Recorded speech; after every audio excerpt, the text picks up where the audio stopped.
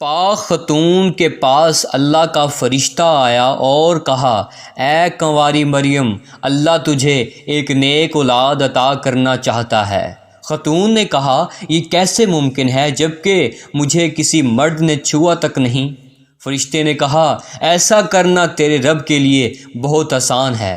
وہ نیک اور پارسا خاتون کون تھی جو قیامت تک پاک دامنی کی مثال بن گئی؟ وہ خاتون جسے اللہ نے اپنے زمانے کے تمام عورتوں پر برتری عطا فرمائی۔ حضرت بی بی مریم علیہ السلام کے والد کا نام عمران اور والدہ کا نام حنہ تھا۔ حضرت عمران سلیمان علیہ السلام کی اولاد میں سے تھے اور ان کی اہلیہ حنہ داؤد علیہ السلام کی اولاد میں سے تھی۔ حضرت عمران بنی اسرائیل میں بڑے عابد، زاہد اور عالم تھے، اس لیے مسجد اقصیٰ کی امامت لوگوں نے آپ کے سپرد کی ہوئی تھی۔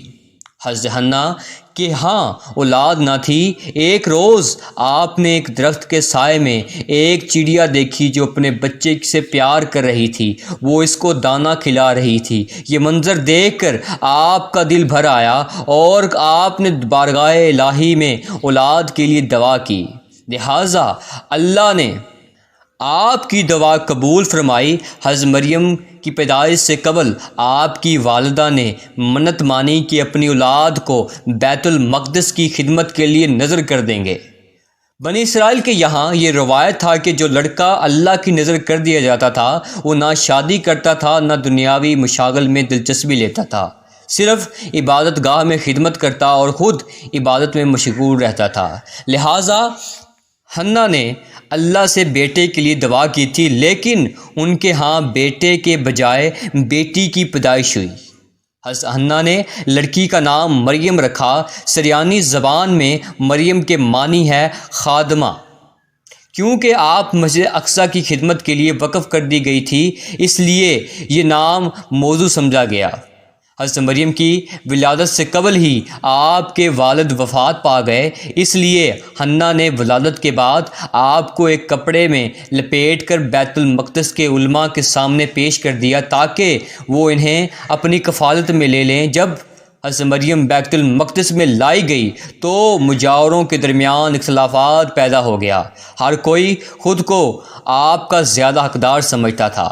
پھر یہ فیصلہ ہوا کہ مجاورین وہ قلم سے وہ توریت لکھتے ہیں جو پانی میں چھوڑ دیں، جس کا قلم پانی کے بہاؤ سے آگے کو جائے گا وہ مریم کی کفالت کا حقدار ہوگا۔ اس مقابلے میں حضرت زکریا علیہ السلام بھی شامل تھے۔ ان کے قلم کو اللہ نے پانی میں بہاؤ کے الٹے طرف بہا دیا اور وہ ان کی پرورش کے حقدار ہو گئے۔ اس طرح بی بی مریم کو اللہ کی منشا کے مطابق حضرت زکریا علیہ السلام کی کفالت میں دے دیا گیا۔ حضرت زکریا کی بیوی حضرت مریم کی خالہ لگتی تھی، لہٰذا ان سے بڑھ کر ان کی بہتر پرورش اور کوئی نہیں کر سکتا تھا۔ حضرت مریم علیہ السلام دوسرے بچوں کی بنسبت بہت تیزی کے ساتھ بڑھتی رہی۔ جب آپ حضرت زکریا علیہ السلام اور اپنی خالہ کے گھر پرورش پا کر کچھ بڑی ہوئی تو بیت المقدس میں آپ کے لیے کمرہ مخصوص کر دیا گیا۔ یہاں زکریا علیہ السلام کے علاوہ اور کوئی نہیں جا سکتا تھا۔ آپ دن رات اللہ کی عبادت میں مشغول رہتی۔ جب زکریا علیہ السلام آپ کے پاس آتے تو حیران ہوتے، کیونکہ آپ کے پاس بے موسمی پھل موجود ہوتے، گرمیوں کے پھل سردیوں کے موسم میں اور سردیوں کے پھل گرمیوں کے موسم میں آپ کے حجرے میں رکھے ہوئے ہوتے تھے۔ جب حضرت زکریا علیہ السلام حضرت مریم علیہ السلام سے پوچھتے کہ یہ پھل کہاں سے آتے ہیں، انہیں کون لے جاتا ہے، تو حضرت مریم علیہ السلام فرماتے ہیں کہ اللہ کے پاس سے آتے ہیں، اور اللہ نے بی بی مریم کو پسندیدہ اور مومنہ بندی میں شمار کیا تھا، جیسا کہ سورہ عمران میں ارشاد ہوا ہے، اور جب فرشتوں نے کہا، اے مریم، بے شک اللہ نے چن لیا ہے تمہیں اور خوب پاک کر دیا ہے اور پسند کیا ہے تمہیں سارے جہان کی عورتوں سے، اے مریم خلوص سے عبادت کرتی رہو اپنے رب کی اور سجدہ اور رکوع کرنے والوں کی۔ ساتھی بنی مریم جس مقصد کے لیے چنی گئی تھی وہ ابھی باقی تھا۔ آپ دن رات اللہ رب العزت کی عبادت پر ریاضت میں مشغول رہتی، یہاں تک کہ بنی اسرائیل میں یہ مشہور ہو گیا کہ بی بی مریم نہایت ہی عبادت گزار، پاکیزہ اور متقی خاتون ہے، اور لوگ آپ کا بہت عزت و احترام کرنے لگے۔ پھر وہ وقت آیا جب جبریل علیہ السلام نے حضرت مریم کے پاس تشریف لائے۔ بی بی مریم ایک غیر مرد کو اپنے حجرے میں دیکھ کر پریشان ہو گئی۔ حضرت جبریل علیہ السلام آپ کے پاس انسانی شکل میں تشریف لائے تھے۔ حضرت مریم آپ کو دیکھ کر بولی، اگر تو کوئی خدا ترس انسان ہے تو تجھ سے خدائے رحمان کی پناہ مانگتی ہوں۔ حضرت جبریل علیہ السلام آپ کو تسلی دیتے ہوئے اور پیغام الہی سے باخبر کرتے ہوئے فرمایا، میں تو تیرے رب کا فرماندار ہوں اور اس لیے بھیجا گیا ہوں کہ تجھے ایک پاکیزہ لڑکا دوں۔ تمہاری مریم حیران ہو کر فرماتی ہیں، میرے ہاں لڑکا کیسے ہوگا جبکہ مجھے کسی آدمی نے چھوا تک نہیں اور نہ میں کوئی بدکار عورت ہوں۔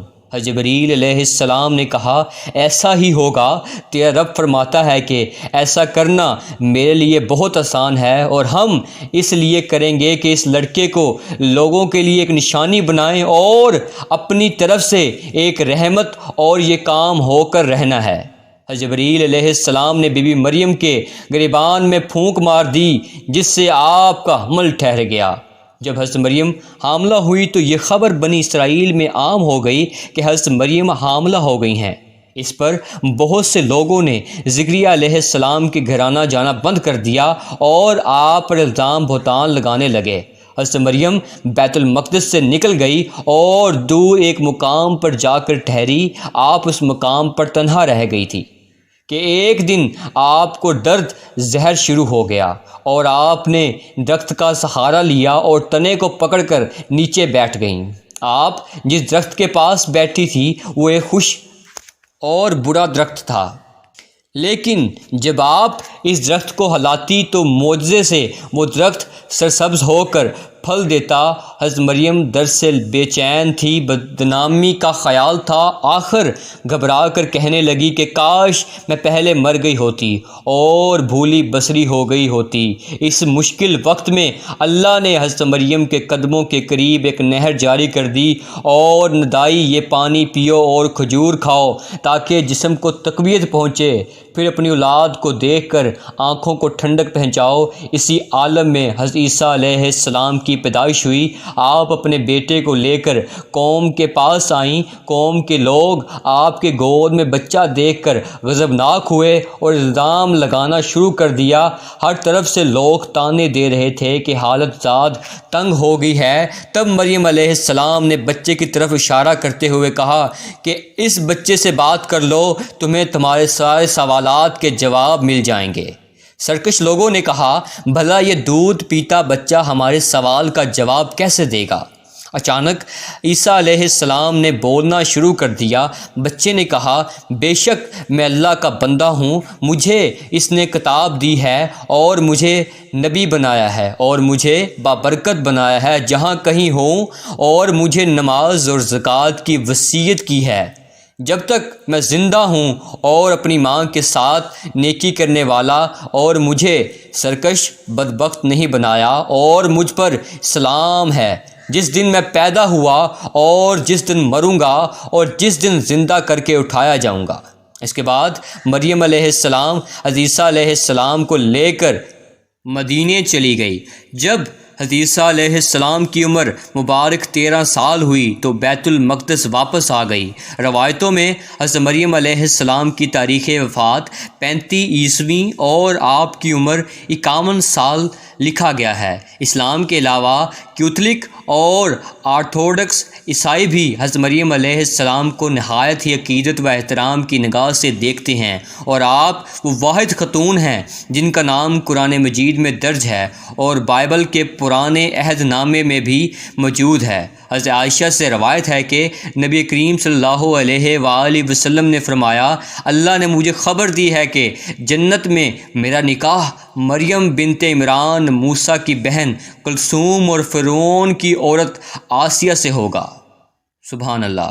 ناظرین یہ تھی ہماری آج کی ویڈیو. اگر ویڈیو اچھی لگی ہو تو چینل کو سبسکرائب کر لیجئے، لائک کر لیجئے، بیل آئیکن کو آن ضرور کر لیجئے تاکہ ہماری ہر آنے والی ویڈیو آپ کو جلد سے جلد موصول ہو سکے. اپنے ہوسٹ عدنان صفدر کو دیجیے اجازت. ملتے ہیں اگلی ویڈیو میں، تب تک کے لیے اللہ حافظ.